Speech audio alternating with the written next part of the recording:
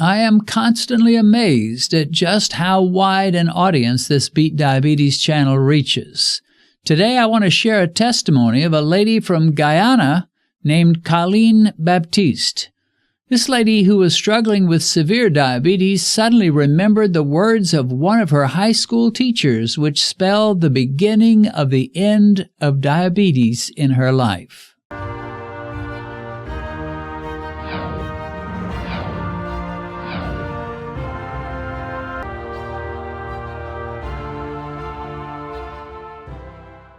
I did an interview with Colleen with a Zoom call, but that internet connection wasn't very good, and most of the interview was of such poor quality as to be painful to watch. So I'm not going to subject you to that.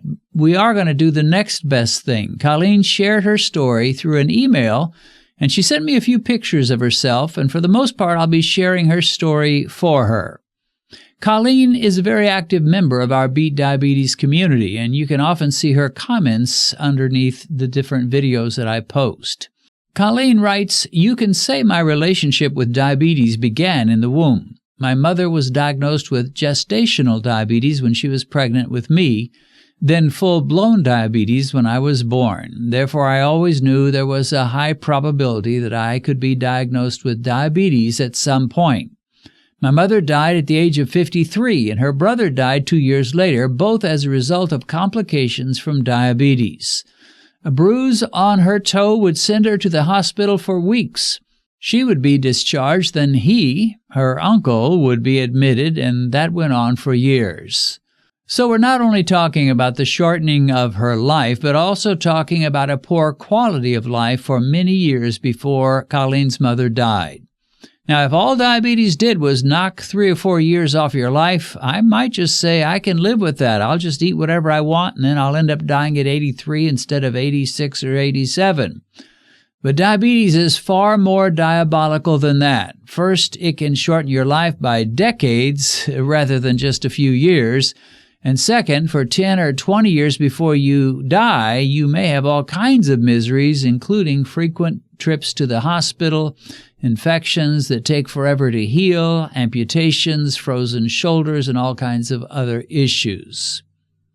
Colleen goes on to say, "When I was 19 years old, my mother died, and I vowed I would have a better life. All the medical experts said sugar causes diabetes, so don't eat sugar. That's what my mother was told. So naturally, I gave up on sugar. But to me, sugar was that brown or white crystal ingredient, so I stopped using that. I learned that diabetes was to be managed, but it will inevitably get worse, with all the terrible sickness that comes with it and then death. I lived through those years with my mother and uncle, so I have first-hand knowledge of the devastation in health and pain that this disease can cause. I have 2 sisters and my brother who have insulin resistance also."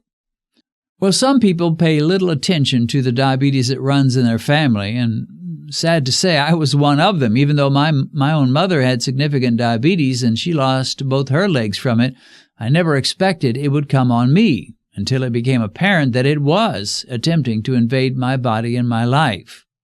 But Colleen was different. She thought about diabetes a lot, and she was eager to find something she could do, some kind of lifestyle intervention she could employ that would protect her. She writes, "After my mother's death, as I learned new things about diabetes, I implemented them. No sugar, checking the ingredients in cans and packaged foods. And then when that became too much, I just stopped using processed food. Most of it anyhow. I didn't use any kind of sodas or canned or bottled beverages." Well, many doctors would probably tell her that she was doing great. She had eliminated table sugar and sodas. She was eating mostly natural food.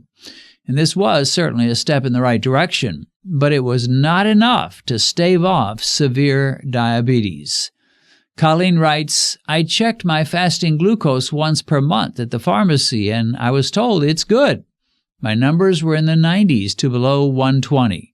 This was my routine for about 15 years. I was never advised to have any other labs done, even though I was very open about my family history with diabetes.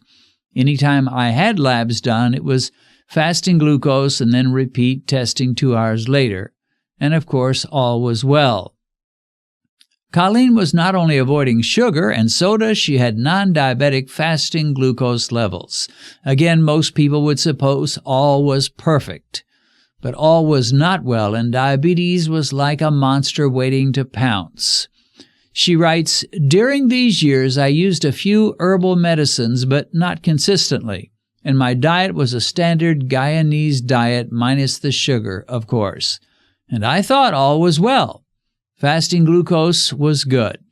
In 2014, I started the diet recommended by the Diabetic Association, and months later, from the beginning of 2015, I resumed testing at the pharmacy, and my numbers were over 200, and one time over 360 as a fasting glucose. When I saw that number," she writes, "I became numb.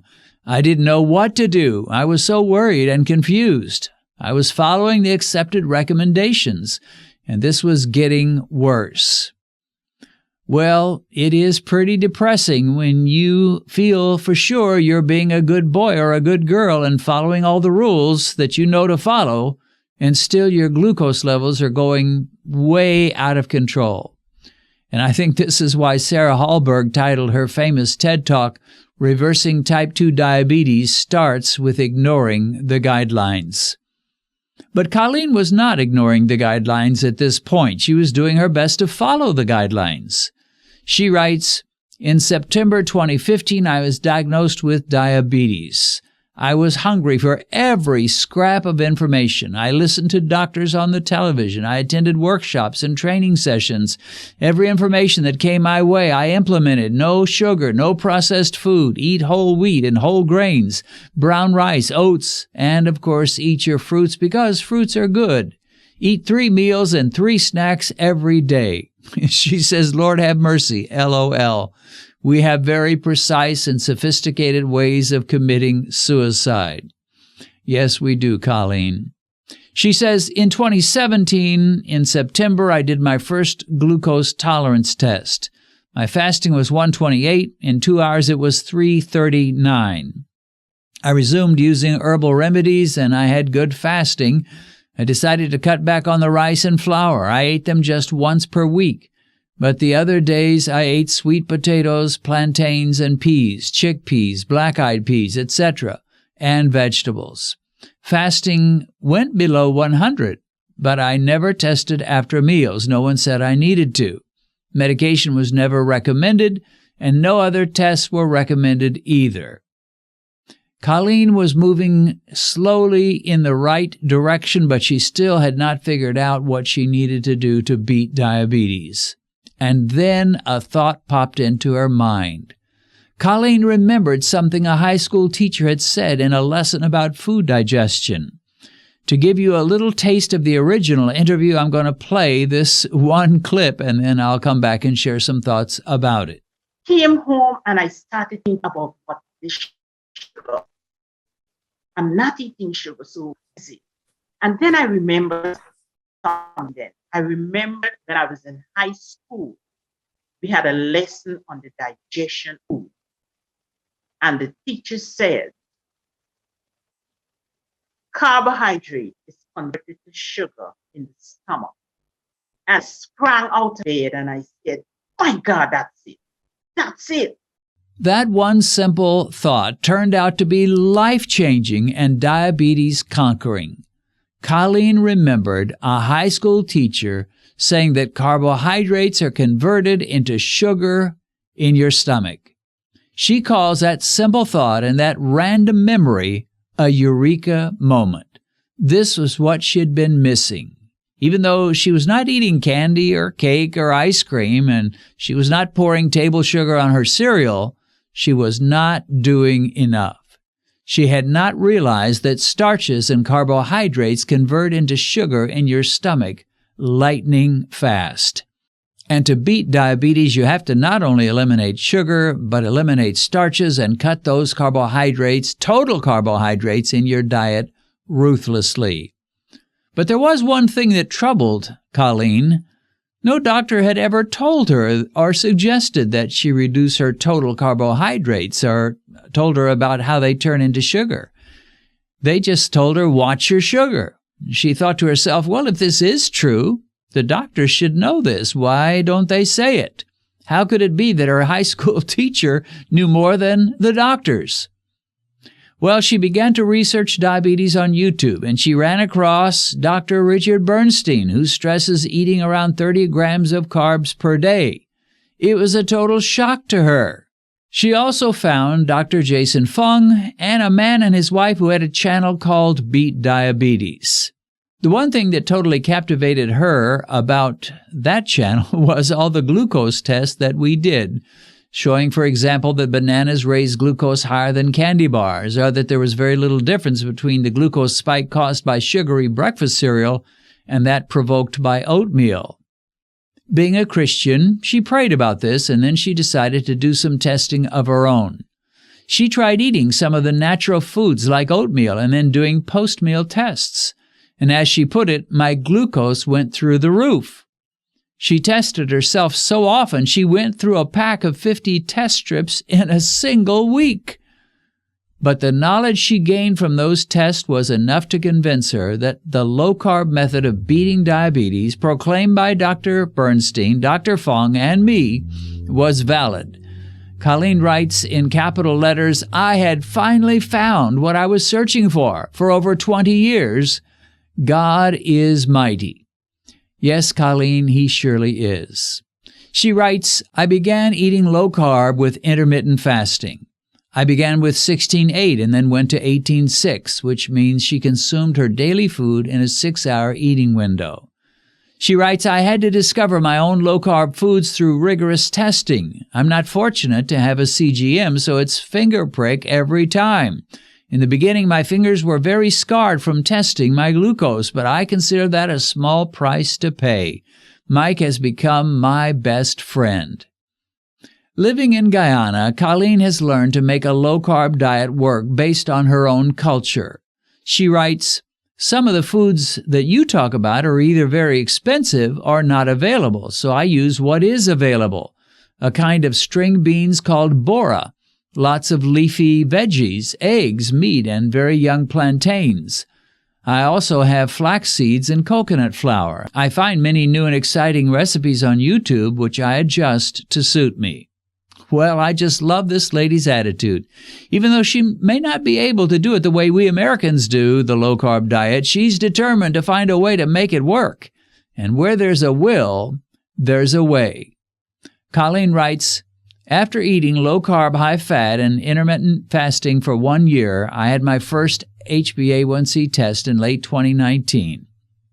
6.0 was the result, and the doctor said that was great, but I knew it could be better. My next A1C was in January 2022, and it was 5.9. I know the reason, so I'm not stressing about it. Well, she did make it into the Fives Club, but she's not exactly happy that it was 5.9, which is still pre-diabetic, but she has come a long way, and she knows what she has to do.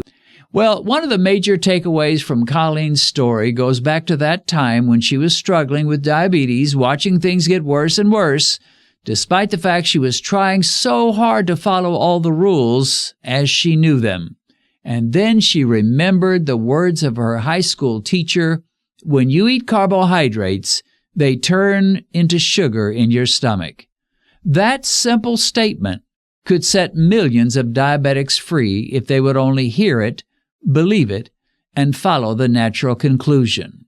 I want to shout it from the housetops. When you eat carbs, they turn into sugar in your stomach. That has been the key in my own life to beating diabetes. Once I discovered there was very little difference between eating a slice of bread or a slice of cake, between eating a bowl of Cocoa Puffs breakfast cereal or a bowl of oatmeal, between eating a donut or eating a large doughy pretzel, between eating macaroni and cheese and eating caramel-coated popcorn, or between drinking a Pepsi or drinking a glass of orange juice. When I saw that, when I really got it and changed my diet accordingly, diabetes had no choice but to turn tail and run for the hills.